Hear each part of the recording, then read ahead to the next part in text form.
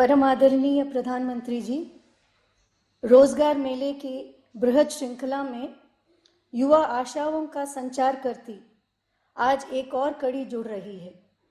आज के इस रोजगार मेले से देश भर में 71,000 से भी अधिक नव नियुक्तों को नियुक्ति पत्र मिलने जा रहे हैं। सर्वप्रथम मैं माननीय कार्मिक राज्य मंत्री डॉक्टर जितेंद्र सिंह जी से अनुरोध करती हूं कि वे अपने स्वागत संबोधन से कार्यक्रम का शुभारंभ करें। परम आदरणीय प्रधानमंत्री जी, रोजगार मेला की श्रृंखला के अंतर्गत हम चौथा अंक लेकर के आपके सामने उपस्थित हैं। आपने कुछ समय पहले देशवासियों से ये वादा किया था कि आप 10 लाख सरकारी नौकरियां उपलब्ध करवाएंगे और उसी वादे को निभाते हुए रोजगार मेला का ये सिलसिला प्रारंभ हुआ। आज भी इस कार्यक्रम में आपका एक बटन दबाने के साथ ही 71,000 से अधिक नियुक्ति पत्र जारी कर दिए जाएंगे। इनके लाभार्थी देश के भिन्न भिन्न राज्यों एवं केंद्र शासित प्रदेशों में फैले हुए हैं। ये नियुक्तियां भिन्न भिन्न पदों पर भिन्न भिन्न स्तर पर की जा रही हैं और ये नियुक्तियां भिन्न भिन्न मंत्रालयों एवं भिन्न भिन्न विभागों में की जा रही हैं, जैसे कि रक्षा मंत्रालय, गृह मंत्रालय, हायर एजुकेशन, डिफेंस इत्यादि इत्यादि। इसके साथ ही रोजगार मेला के साथ एक नया आयाम जोड़ दिया गया, मिशन कर्मयोगी प्रारंभ। यानी जो भी नियुक्ति पत्र प्राप्त करेंगे वो उम्मीदवार मिलने वाली जिम्मेवारी के अनुसार अपना शिक्षण प्रशिक्षण इस माध्यम से कर सके। आज भी पिछली बार की तरह देश भर से 45 स्थान इस कार्यक्रम से जुड़े हैं जो आपका संबोधन सुनने का इंतजार कर रहे हैं। प्रधानमंत्री जी, जब बात रोजगार की होती है तो एक बात का उल्लेख करना जरूरी बन जाता है। आपने देश को ये जागरूकता दी कि रोजगार महज और मात्र सरकारी नौकरी नहीं, और आपने गत 9 वर्षों में अनेकों ऐसे अलग अलग क्षेत्रों में विकल्प उपलब्ध करवाए जिनके माध्यम से नौजवान बिना सरकारी नौकरी के भी अपनी रोजगार, अपनी जीविका सम्मानजनक ढंग से कमा सके। उदाहरण के तौर पर आपने लाल किले से आह्वान किया startup India, stand up India, और देखते ही देखते 300-400 से बढ़कर के स्टार्टअप्स की संख्या 90,000 का आंकड़ा पार कर गई, यूनिकॉर्न की संख्या 100 का आंकड़ा पार कर गई और भारत दुनिया में स्टार्टअप इकोसिस्टम में 3रे दर्जे पर आकर के खड़ा हो गया। और इसी कारण ग्लोबल इनोवेशन इंडेक्स में 41 पैदान का जंप लगाते हुए 81 दर्जे से 40वें दर्जे पर जा पहुंचे। आपने निचले मध्यम वर्ग के लोगों के लिए भी विकल्प पैदा किए। प्रधानमंत्री स्वनिधि योजना के तहत 4 लाख वेंडर पार्टनर्स को लोन प्राप्त हुए। नौजवानों के लिए सरल लोन स्कीम मुद्रा योजना आपने प्रारंभ की। 700 करोड़ से अधिक राशि वितरित हो चुकी है। 80 लाख सेल्फ हेल्प ग्रुप इसके लाभार्थी हैं और महत्वपूर्ण बात यह कि 70% से अधिक इनमें से महिलाएं हैं। अरोमा मिशन, पर्पल रेवोल्यूशन, बैंगनी क्रांति के माध्यम से हजारों किसान लेवेंडर कल्टीवेशन, एग्री स्टार्टअप के माध्यम से अपनी रोजगार कमा रहे हैं। अर्थशास्त्रियों का यह कहना है कि infrastructure development is a major source of job generation. आपने न केवल इंफ्रास्ट्रक्चर डेवलपमेंट की गति बढ़ाई, उसको स्केल अप किया, बल्कि उसकी रफ्तार तेज करने के लिए पीएम गति शक्ति प्लान रोल आउट किया। इसका परिणाम ये कि जहां 2014 में ग्रामीण क्षेत्र में प्रधानमंत्री ग्राम सड़क योजना के तहत मात्र 3.8 लाख किलोमीटर सड़कों का निर्माण हुआ था, वहीं 9 वर्षों में दुगना होकर के 7 लाख किलोमीटर तक जा पहुंचा। यदि हम शिक्षा के क्षेत्र में इंफ्रास्ट्रक्चर की बात करें, इन सबसे रोजगार मुहैया हो रहा है, तो भारत में 2014 में 725 विश्वविद्यालय थे, उनमें 300 का इजाफा हुआ at the rate of 1 university per week। यदि मेडिकल कॉलेजेस की बात करें तो सन 2014 में 145 मेडिकल कॉलेज थे इस देश में, उनमें 260 यानी जितने 70 वर्ष में बने थे उससे लगभग दुगने 9 वर्षों में जोड़ दिए गए at the rate of 1 medical college per day. यदि डिग्री कॉलेजेस की बात करें तो 5000 से अधिक degree college at the rate of 2 colleges every day. यातायात के क्षेत्र में इंफ्रास्ट्रक्चर को जो आपने बल दिया वो इससे जाहिर है कि 2014 से पहले इस देश में मात्र 74 एयरपोर्ट्स थे, आज दुगने हो गए 9 वर्षों में 147 एयरपोर्ट। रेलवे की बात करें तो नॉर्थ ईस्ट पूर्वोत्तर कश्मीर घाटी जहां लोगों ने कभी रेल के दर्शन नहीं किए थे, आज वहां रेल का जाल बिछ रहा है, रेल की पटरियां बिछ चुकी हैं। प्रधानमंत्री आवास योजना की बात करें तो आज के दिन भी 11,000 से अधिक मकान प्रतिदिन औसतन इस देश में निर्माणित हो रहे हैं। मेट्रो रेल के 27 प्रोजेक्ट इस समय लग चुके हैं। और इतना ही नहीं प्रधानमंत्री जी, आपने अनेकों नए क्षेत्रों में भी रोजगार के विकल्प खोले, उनसे हमें परिचित करवाया, हमें अवगत कराया, जिस तरफ हमारा शायद इतना रुझान नहीं था। Honourable prime minister sir, you introduced us to the toy industry. खिलौने बहुत बड़ी मात्रा में बाहर से आयात होते थे, आज स्थिति यह है कि इंपोर्ट होने वाले टॉयज में 60% कमी आई है और भारत से बाहर जाने वाले खिलौनों में 60% एक्सपोर्ट बढ़ चुका है। You also introduced the world to khadi, khadi for fashion, khadi for nation. आज आप ही के प्रयास से 1 लाख करोड़ से अधिक खादी का टर्नओवर है और इसकी सेल 4 गुना बढ़ चुकी है। हमारे लिए गर्व की बात है, जहां इस देश में पहले बाहर से मोबाइल आते थे, आज India is one of the major exporter of mobile chips. हमारे लिए गर्व की बात है, जब अपनी सुरक्षा के लिए हम बाहर से लाए हुए हथियारों का इस्तेमाल करते थे, आज हमारा डिफेंस एक्सपोर्ट 6 गुना बढ़ चुका है। और आने वाले समय के लिए आपने लाल किले से आह्वान किया हाइड्रोजन मिशन, और आने वाले वक्त में इंडिया में भी one of the major exporters of green hydrogen, जो आत्मनिर्भरता की तरफ भी ले जाएगा और विश्व में क्लीन एनर्जी की मुहिम में भारत को एक अहम भूमिका भी देगा। आंकड़े तो बहुत हैं लेकिन समय का अभाव है, लेकिन ये आंकड़े देने भी जरूरी थे क्योंकि we live in an evidence based era. बहुत समय ना लेते हुए मैं केवल इतना कहकर के अपनी बात समाप्त करूंगा कि इतिहास के पन्नों में ये सुनहरी अक्षरों में दर्ज किया जाएगा कि 65-70 वर्षों में जो ना हो सका वो प्रधानमंत्री जी आपने 9 वर्षों में कर दिखाया, और वो इसलिए कि मोदी जी हैं तो मुमकिन है। धन्यवाद। धन्यवाद माननीय मंत्री जी। रोजगार मेले की आज की कड़ी देश में तेजी से विकसित होते विश्व स्तरीय इंफ्रास्ट्रक्चर, नागरिक सुविधाएं तथा युवाओं के लिए निरंतर बढ़ते रोजगार के सुअवसरों का संदेश लेकर आई है। इसी संदेश को सभी तक पहुंचाने के लिए प्रस्तुत है एक लघु फिल्म। साथियों, आज वैशाखी का पावन पर्व है। मैं सभी देशवासियों को वैशाखी की लख लख बधाइयां देता हूं। उल्लास भरे इस त्योहार में आज 70,000 से ज्यादा युवाओं को केंद्र सरकार के विभिन्न विभागों में सरकारी नौकरी मिली है। आप सभी युवाओं को, आपके परिवारजनों को बहुत बहुत बधाई। आपके उज्जवल भविष्य के लिए अनेक अनेक शुभकामनाएं।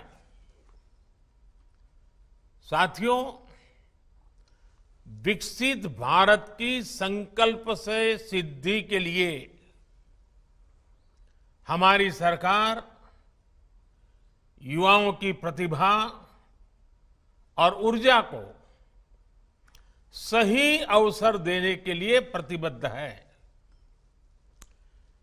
केंद्र सरकार के साथ ही गुजरात से लेकर असम तक, उत्तर प्रदेश से लेकर के महाराष्ट्र तक एनडीए और भाजपा शासित राज्यों में सरकारी नौकरी देने की प्रक्रिया तेज गति से चल रही है।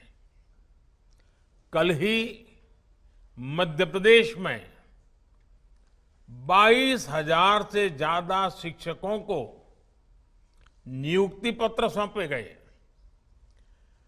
ये राष्ट्रीय रोजगार मेला भी युवाओं के प्रति हमारे कमिटमेंट का प्रमाण है। साथियों, आज भारत दुनिया की सबसे तेज रफ्तार से आगे बढ़ने वाली अर्थव्यवस्था है। पूरी दुनिया कोविड के बाद मंदी से जूझ रही है। ज्यादातर देशों की अर्थव्यवस्था लगातार गिरती चली जा रही है, लेकिन इन सब के बीच भारत को दुनिया एक ब्राइट स्पॉट के तौर पर देख रही है। आज का नया भारत अब जिस नई नीति और रणनीति पर चल रहा है, उसने देश में नई संभावनाओं और नए अवसरों के द्वार खोल दिए हैं। एक समय था जब भारत टेक्नोलॉजी हो या इंफ्रास्ट्रक्चर, एक प्रकार से रिएक्टिव अप्रोच के साथ काम करता था, बस रिएक्ट करना। 2014 के बाद से भारत ने प्रोएक्टिव अप्रोच अपनाई है। इसका नतीजा ये हुआ है कि 21वीं सदी का ये तीसरा दशक रोजगार और स्वरोजगार के वो अवसर पैदा कर रहा है जिनकी पहले कल्पना भी नहीं की जा सकती थी। आज युवाओं के सामने कई ऐसे सेक्टर्स खुल गए हैं जो 10 साल पहले उपलब्ध तक नहीं थे। हमारे सामने स्टार्टअप्स का उदाहरण है। स्टार्टअप्स को लेकर आज भारत के युवाओं में जबरदस्त उत्साह है। एक रिपोर्ट के मुताबिक स्टार्टअप्स ने 40 लाख से ज्यादा डायरेक्ट और इनडायरेक्ट जॉब तैयार की हैं। इसी तरह ड्रोन इंडस्ट्री है। आज एग्रीकल्चर हो या डिफेंस सेक्टर, इंफ्रास्ट्रक्चर से जुड़े सर्वे हो या फिर स्वामित्व योजना, ड्रोन की मांग लगातार बढ़ती जा रही है। इसलिए बहुत सारे युवा ड्रोन मैन्युफैक्चरिंग, ड्रोन फ्लाइंग से जुड़ रहे हैं। आपने ये भी देखा है कि बीते 8-9 वर्षों में कैसे देश के स्पोर्ट्स सेक्टर का कायाकल्प हो गया है। आज देश भर में नए स्टेडियम तैयार हो रहे हैं, नई एकेडमी तैयार हो रही है। इनमें कोच, टेक्नीशियन, सपोर्ट स्टाफ की जरूरत पड़ रही है। देश में स्पोर्ट्स का बजट 2 गुना होने से भी युवाओं के लिए नए मौके बन रहे हैं। साथियों, आत्मनिर्भर भारत अभियान की सोच और अप्रोच सिर्फ स्वदेशी अपनाने और वोकल फॉर लोकल से कहीं ज्यादा है। ये सीमित दायरे वाला मामला नहीं है। आत्मनिर्भर भारत अभियान गांव से लेकर शहरों तक भारत में रोजगार के करोड़ों नए अवसर पैदा करने वाला अभियान है। आज आधुनिक सैटेलाइट से लेकर सेमी हाई स्पीड ट्रेन तक भारत में ही तैयार हो रही है। बीते 8-9 वर्षों में देश में 30,000 से ज्यादा नए और सुरक्षित LHB कोचेज बनाए गए हैं। इनके निर्माण में जो हजारों टन स्टील लगा है, अलग अलग प्रकार के प्रोडक्ट्स लगे हैं, उन्होंने पूरी सप्लाई चेन में रोजगार के हजारों नए अवसर बनाए हैं। मैं आपको भारत की टॉय इंडस्ट्री का भी उदाहरण दूंगा। अभी जितेंद्र सिंह जी ने उसका उल्लेख भी किया। दशकों तक भारत के बच्चे विदेशों से इंपोर्ट किए गए खिलौनों से ही खेलते रहे। ना तो उनकी क्वालिटी अच्छी थी, ना ही वो भारतीय बच्चों को ध्यान में रखकर बनाए जाते थे। लेकिन कभी किसी ने इस पर ध्यान नहीं दिया। हमने आयात होने वाले खिलौनों के लिए क्वालिटी पैरामीटर तय किए और अपनी स्वदेशी इंडस्ट्री को बढ़ावा देना शुरू किया। 3-4 वर्ष में ही टॉय इंडस्ट्री का कायाकल्प हो गया और इससे रोजगार के अनेकों नए अवसर तैयार हुए। हमारे देश में दशकों तक ये अप्रोच भी हावी रही कि डिफेंस इक्विपमेंट सिर्फ आयात किए जा सकते हैं, बाहर से ही ला सकते हैं। हम अपने देश के मैन्युफैक्चरर्स पर ही Sun Life multi speciality hospital ప్రజలకు నిరంతర వైద్య సేవలు అందిస్తున్న hospital diabetology stem cell physician లో ఇండియాలోనే మొదటి డాక్టర్ గా పేరుగాంచిన డాక్టర్ విజయ్ భాస్కర్ గారు అత్యాధునిక విజ్ఞాన పరిజ్ఞానంతో అంతర్జాతీయ ప్రమాణాలతో సామాన్యులకు సైతం అందుబాటులోకి తెచ్చారు Sun Life multi speciality hospital ను। అనుభవజ్ఞులైన వైద్యులతో అన్ని రకాల వైద్య సేవలు, ఆపరేషన్స్, సర్జికల్ ఎమర్జెన్సీలు, ప్లాస్టిక్ సర్జరీలు, చికిత్స అందించనున్నారు। 24 గంటలు అందుబాటులో ఫార్మసీ మరియు అంబులెన్స్ సౌకర్యం కలదు। సంప్రదించండి Sun Life multi speciality hospital Dhammaiguda. Contact number 8121678234 9700971100। उतना भरोसा नहीं करते थे। हमारी सरकार ने इस अप्रोच को भी बदल डाला। हमारी सेनाओं ने 300 से ज्यादा ऐसे साजो सामान और हथियारों की लिस्ट तैयार की है जो अब भारत में ही बनाए जाएंगे, भारतीय इंडस्ट्री से ही खरीदे जाएंगे। आज भारत 15,000 करोड़ के डिफेंस इक्विपमेंट विदेशों में निर्यात कर रहा है। इससे रोजगार के हजारों अवसर तैयार हुए हैं। साथियों, आपको एक और बात कभी भी भूलनी नहीं चाहिए।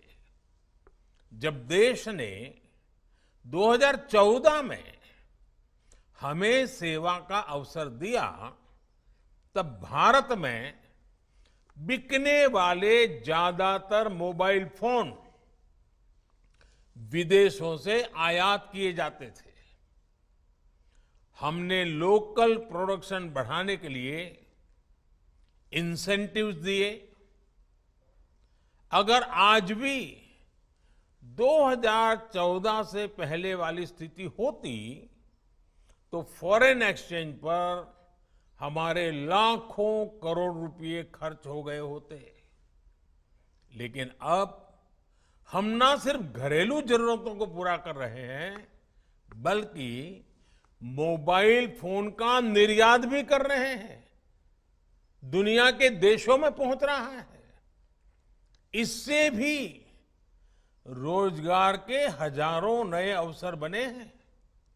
साथियों, एम्प्लॉयमेंट जनरेशन का एक और पक्ष है और वो इंफ्रास्ट्रक्चर प्रोजेक्ट्स में सरकार द्वारा किया गया इन्वेस्टमेंट, हमारी सरकार इंफ्रास्ट्रक्चर प्रोजेक्ट्स में तेज रफ्तार के लिए जानी जाती है।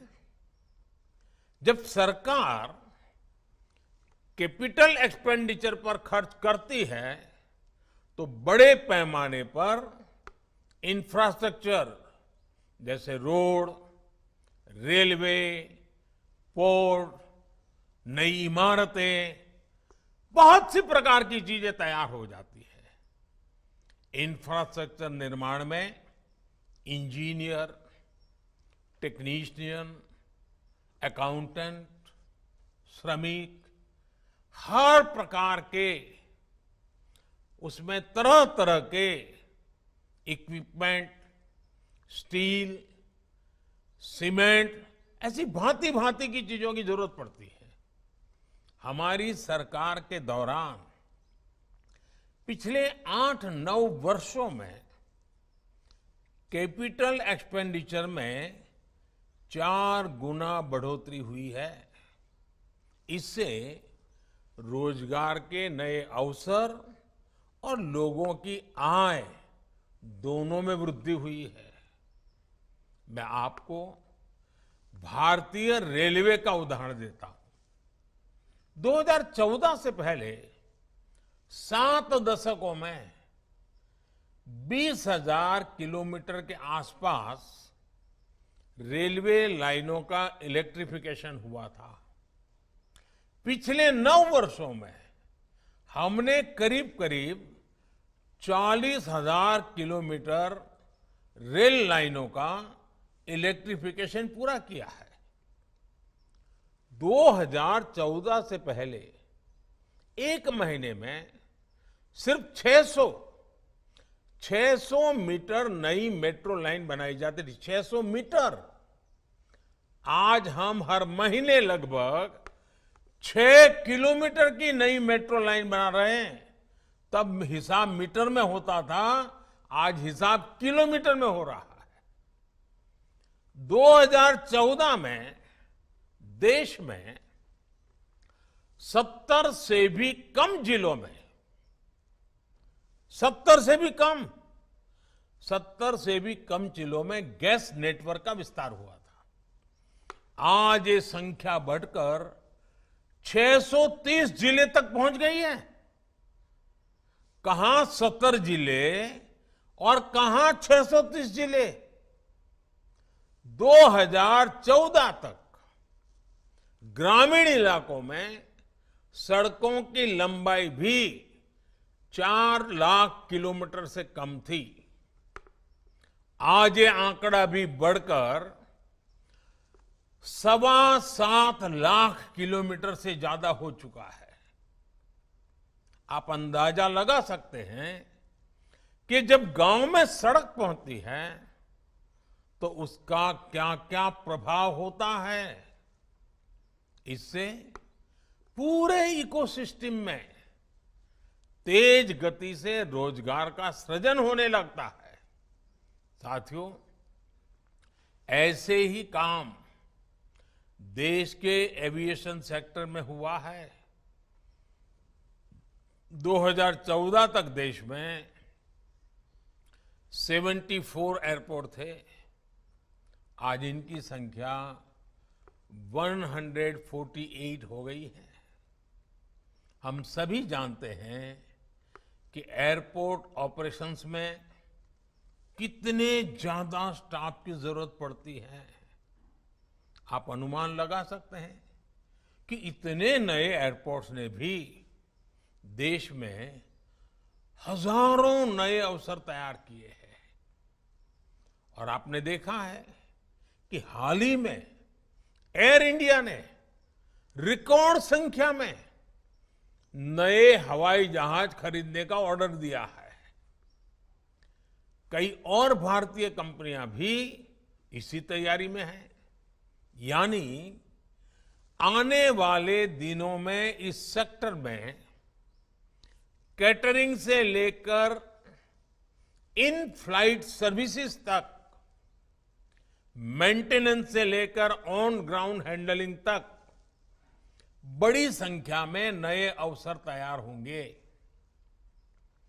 ऐसी ही प्रगति हमारे पोर्ट सेक्टर में भी हो रही है।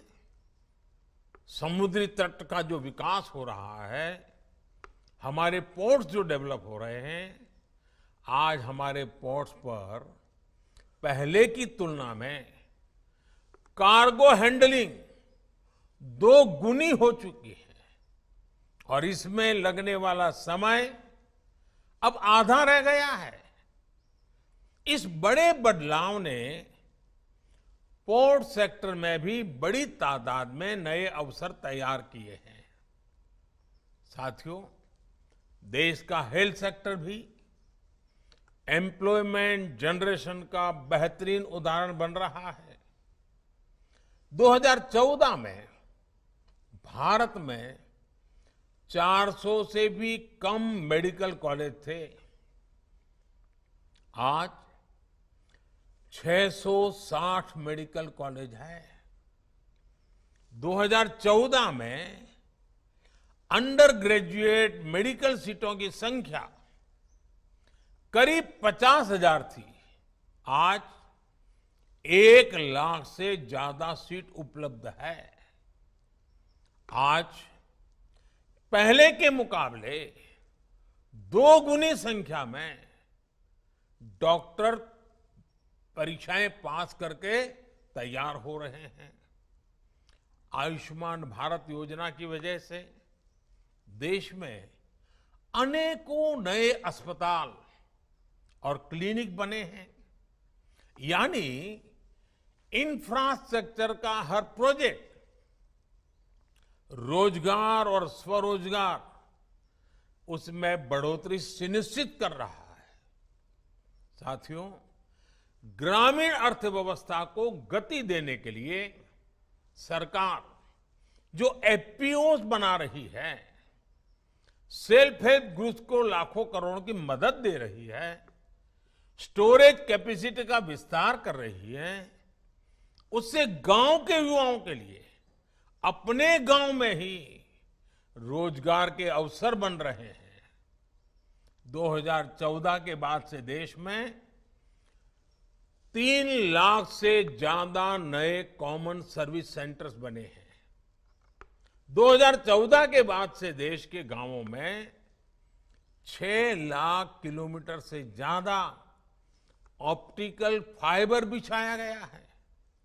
2014 के बाद से देश में 3 करोड़ से ज्यादा घर गरीबों को बनाकर दिए गए हैं।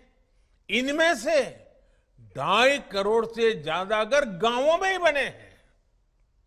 बीते वर्षों में गांवों में 10 करोड़ से ज्यादा शौचालय, 1.5 लाख से ज्यादा हेल्थ और वेलनेस सेंटर्स, हजारों नए पंचायत भवन, इन सभी निर्माण कार्यों ने गांवों में लाखों युवाओं को काम दिया है, रोजगार दिया है। आज जिस तरह एग्रीकल्चर सेक्टर में फार्म मैकेनाइजेशन तेजी से बढ़ा है, उससे भी गांव में रोजगार के नए मौके बन रहे हैं। साथियों, आज भारत जिस तरह से अपने लघु उद्योगों की हैंड होल्डिंग कर रहा है, अपने यहां एंटरप्रेन्योरशिप को बढ़ावा दे रहा है, इससे बड़ी संख्या में रोजगार का निर्माण सुनिश्चित हो जाता है। हाल ही में प्रधानमंत्री मुद्रा योजना ने 8 वर्ष पूरे किए। इन 8 वर्षों में मुद्रा योजना के तहत बिना बैंक गारंटी 23 लाख करोड़ रुपए का लोन दिया गया है। इसमें से 70% लोन महिलाओं को मिला है। इस योजना ने 8 करोड़ नए एंटरप्रेन्योर्स तैयार किए हैं। यानी ये वो लोग हैं जिन्होंने मुद्रा योजना की मदद से पहली बार अपना कोई कामकाज शुरू किया है। मुद्रा योजना की सफलता ने देश के करोड़ों लोगों को स्वरोजगार के लिए हौसला दिया है, नई दिशा दिखाई है। और मैं साथियों आपको एक और बात बताना चाहता हूं। ग्रासरूट लेवल पर इकोनॉमी की ताकत बढ़ाने में माइक्रो फाइनेंस का कितना महत्व होता है, माइक्रो फाइनेंस कितनी बड़ी शक्ति बनकर के उभरता है, ये हमने इन 8-9 साल में देखा है। बड़े बड़े अपने आप को महारथी मानने वाले, बड़े बड़े अर्थशास्त्र के पंडित मानने वाले और बड़े बड़े मालेतुजारों को फोन टैप कर करके लोन देने वाली की आदत वाले लोग पहले कभी भी माइक्रो फाइनेंस की ताकत को नहीं समझ पाए। आज भी ये लोग माइक्रो फाइनेंस का मजाक उड़ा रहे हैं। इनको देश के सामान्य नागरिक के सामर्थ्य का समझ ही नहीं है। साथियों, आज जिन लोगों को नियुक्ति पत्र मिला है, उन्हें मैं विशेष तौर पर कुछ सुझाव अवश्य देना चाहता हूं। आप में से कुछ लोग रेलवे, तो कुछ लोग शिक्षा क्षेत्र से जुड़ रहे हैं, कुछ लोगों को बैंकों में अपनी सेवाएं देने का अवसर मिल रहा है। ये आपके लिए देश के विकास में योगदान देने का अवसर है। देश 2047 में 2047 में जब आजादी के 100 साल मनाएगा, विकसित भारत बनने का लक्ष्य लेकर आगे बढ़ रहा है। और मैं जानता हूं, आज आपकी जो उम्र है, ये आपके लिए सच्चे अर्थ में अमृतकाल है। आपके जीवन का ये 25 वर्ष देश एकदम से तेज गति से आगे बढ़ने वाला माहौल वाला है और उसमें आप योगदान दे जा रहे हैं। आप कल्पना कर सकते हैं कितने उत्तम कालखंड में, कितने उत्तम अवसर के साथ देश को आगे बढ़ाने के लिए आज आपके कंधों पर आप नई जिम्मेवारी ले रहे हैं। आपका एक एक कदम, आपके समय की एक एक पल देश को तेज गति से विकसित भारत बनाने में काम आने वाली है। आज आप एक सरकारी कर्मचारी के तौर पर अपनी यात्रा भले शुरू कर रहे हैं।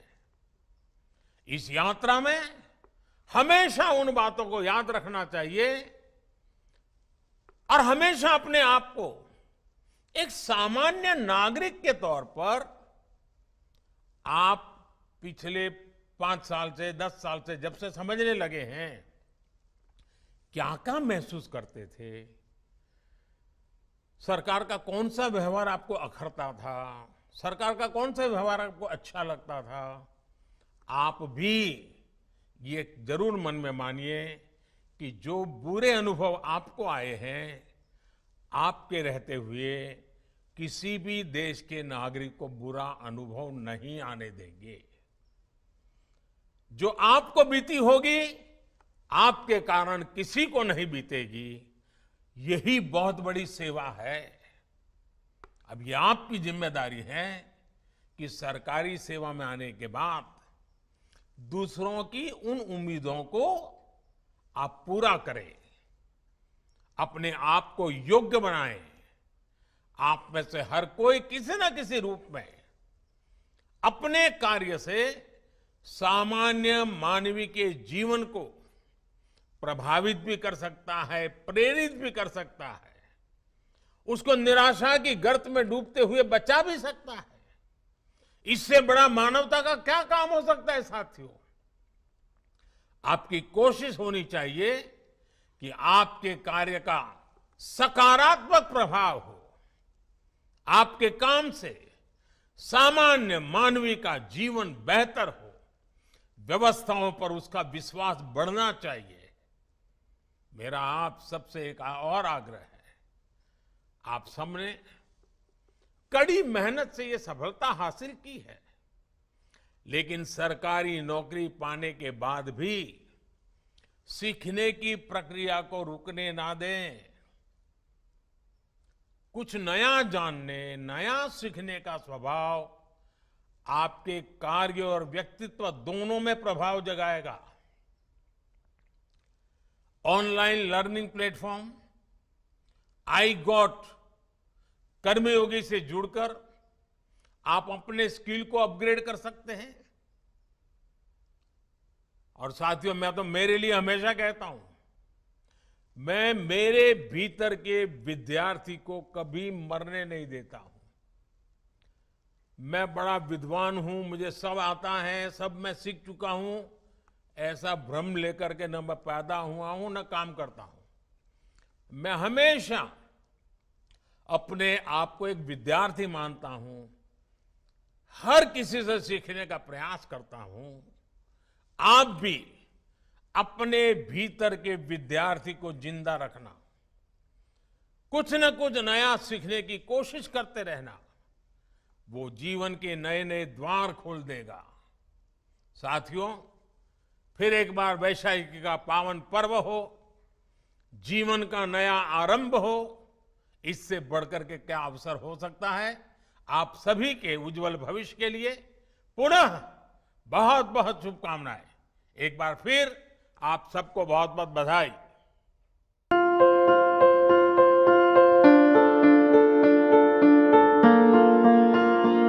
సంస్కృతి సంప్రదాయం ప్రేమ ఆప్యాయత రాజసం ఉట్టిపడే వేడుకలకు అనువైన ప్రదేశం ఎంఎల్ఎన్ కన్వెన్షన్ హాల్. కని విని ఎరుగని రీతిలో జరిగే మీ ఇంటి కళ్యాణ వైభోగానికి అందమైన కళ్యాణ వేదిక MLN convention hall. MLN convention hall ప్రత్యేకతలు: సువిశాలమైన wedding halls, centralise AC, banquet hall మరియు విశాలమైన డైనింగ్ హాల్. వధువరుల కోసం ప్రత్యేక ఏసీ మరియు నాన్ ఏసీ గదులు. నక్షత్రాల వెలుగులో పచ్చని పచ్చికపై పార్టీల కోసం అనువైన గార్డెన్. ఎంఎల్ఎన్ కన్వెన్షన్ లో సీసీటీవీ పర్యవేక్షణతో పూర్తి భద్రత. ఎక్స్పీరియన్స్ అండ్ ప్రొఫెషనల్ వర్కర్స్ గల అన్నపూర్ణ గ్రూప్ వారి సేవలు. 2000 వాహనాలు పార్కు చేసేందుకు సువిశాల పార్కింగ్ సౌకర్యం. మీ ఇంట జరిగే అన్ని శుభకార్యాలకు, పెళ్లి, reception, engagement, birthdays, get together, corporate events, ఏ ఇతర శుభకార్యాలకైనా అందమైన వేదిక ఎంఎల్ఎన్ కన్వెన్షన్ హాల్. బుకింగ్ కోసం సంప్రదించండి 7550438888 మరియు 7550428888. మా అడ్రస్ చీర్యాల లక్ష్మీ నరసింహస్వామి దేవాలయం ప్రక్కన, near outer ring road, Keesara junction, Cheeryal గ్రామం, మేడ్చల్ జిల్లా.